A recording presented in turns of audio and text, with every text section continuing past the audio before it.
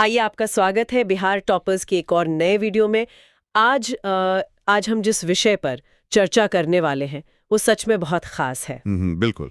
आज का जो हमारा ये डीप डाइव विश्लेषण है ना, वो बिहार की धड़कन लोक नृत्यों की अनकही गाथा नामक एक बहुत ही विस्तृत दस्तावेज पर आधारित है। सही। अक्सर जब लोक नृत्य या फोक डांस का नाम आता है तो दिमाग में क्या आता है? बस रंग बिरंगे कपड़े, तेजी से थिरकते कदम और ढोल की आवाज। हाँ, आमतौर पर लोग यही सोचते हैं। लेकिन आज का हमारा मिशन इस सोच से थोड़ा आगे जाना है।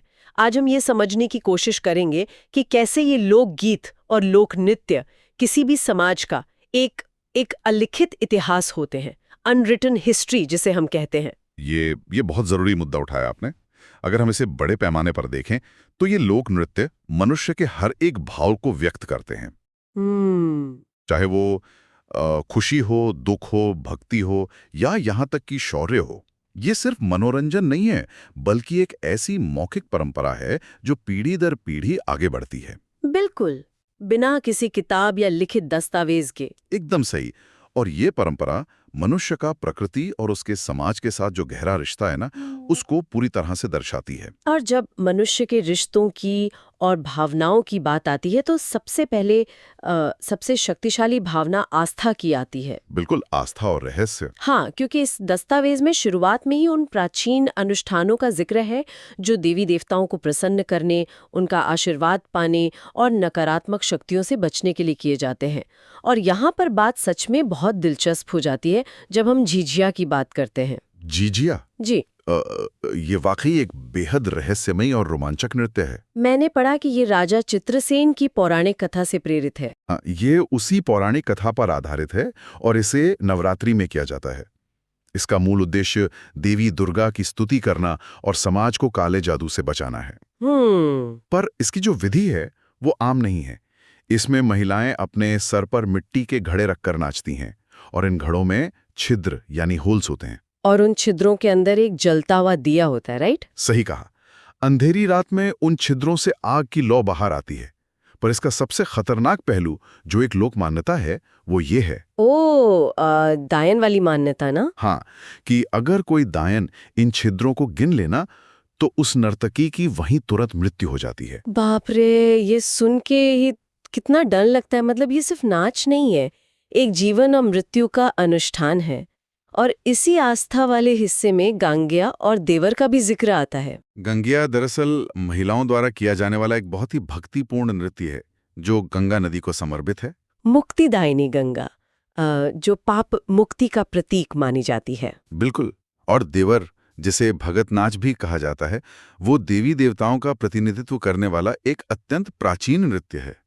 इसे बहुत ही श्रद्धा के साथ किया जाता है। तो ये तो हुई आस्था की बात, लेकिन एक कृषि आधारित समाज में मौसम और प्रकृति का भी बहुत बड़ा रोल होता है। चलिए इसको थोड़ा विस्तार से समझते हैं। कृषि समाज में जब मॉनसून का इंतजार होता है और फसल की खुशी होती है, वो नृत्यों में कैसे दिखती है? देखिए, किसान के लिए बारिश और फसल ही उसकी पूरी दुनिया है।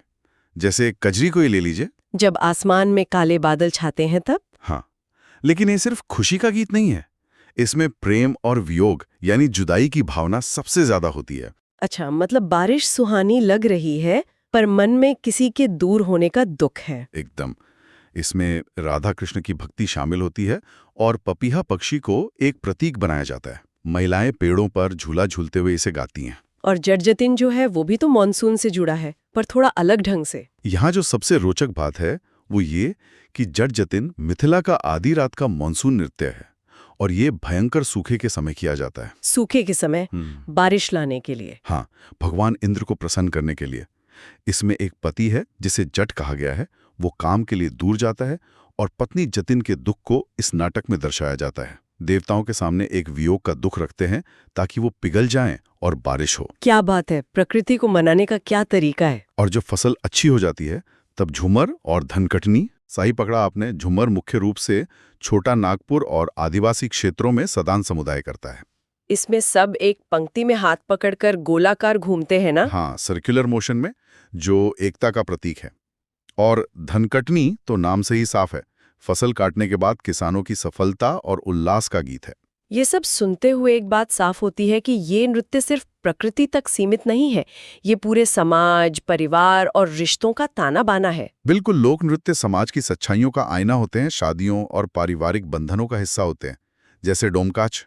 डोलकाच तो सच में एक बेहद नाटकीय नृत्य है, जब शादी में सारे पुरुष बारात लेकर चले जाते हैं और महिलाएं रात भर अकेली होती हैं। हाँ, उन्हें घर की रक्षा करनी होती है, रात भर जागना होता है, तो वो ये व्यंग्यात्मक नृत्य करती हैं। पुरुषों की नकल उतारना, उनके हाव भाव दिखाना। लेकिन इसमें एक गहरा संदेश भी तो है। बहुत गहरा। ये महिलाओं की सामूहिक शक्ति और उनके सबला होने का प्रमाण है। एक अकेली महिला कमजोर हो सकती है, पर जब उनका समूह बन जाता है तो वो अजेय हो जाती हैं, इनविंसिबल। ये समझने वाली बात है, सच में। और पारिवारिक रिश्तों में समा चकेवा और पवारिया का भी महत्व है। समा चकेवा कार्तिक मास में मिथिलांचल की बहनें अपने भाइयों की लंबी उम्र और उनकी रक्षा के लिए करती हैं।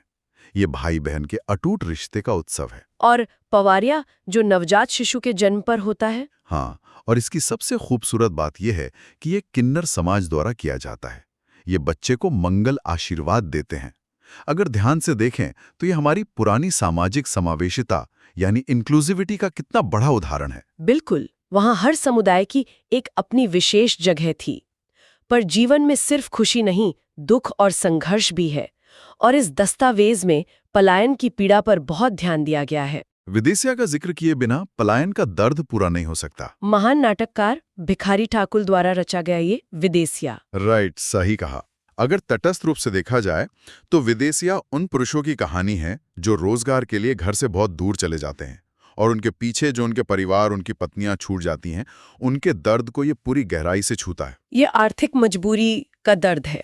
और सिर्फ यही नहीं, ये नाटक जातिगत भेदभाव और सामाजिक कुरीतियों पर भी उतनी ही तेजी से प्रहार करता है। जीवन के कठिन संघर्ष की ऐसी ही दो और झलक मिलती हैं घंटों और एरनी बिरनी में।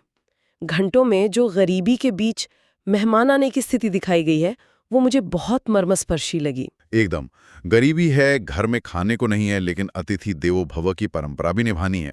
मेहमान के सत्कार को लेकर जो चिंता और व्याकुलता होती है, वही घंटों नृत्य का मूल है। और एरनी बिरनी में दंपत्ति जीवन का सच। तो पति और पत्नी के बीच की अनबन, उनके आपसी कॉन्फ्लिक्ट्स, जिसमें कोई बनावटीपन नहीं है, बस दाम्पत्य जीवन का कड़वी यथार्थ दिखाया गया है। तो इन सब का आखिर मतलब क्या है? हमने आस्था, मौसम, समाज और दुख सब देखा, पर इस भूमि की एक और बड़ी कहानी है, शौर्य और युद्ध भूमि की। बिहार की भूमि सिर्फ शांति की नहीं, शौर्य की भी भूमि है। पाइका नृत्य इसका सबसे जोशीला उदाहरण है। इसमें नर्तक तलवार और ढाल लेकर आते हैं ना? बिल्कुल, शारीरिक शक्ति, चपलता और युद्ध कला का ऐसा ओजस्वी प्रदर्शन होता है कि रोंगटे खड़े हो जाते हैं।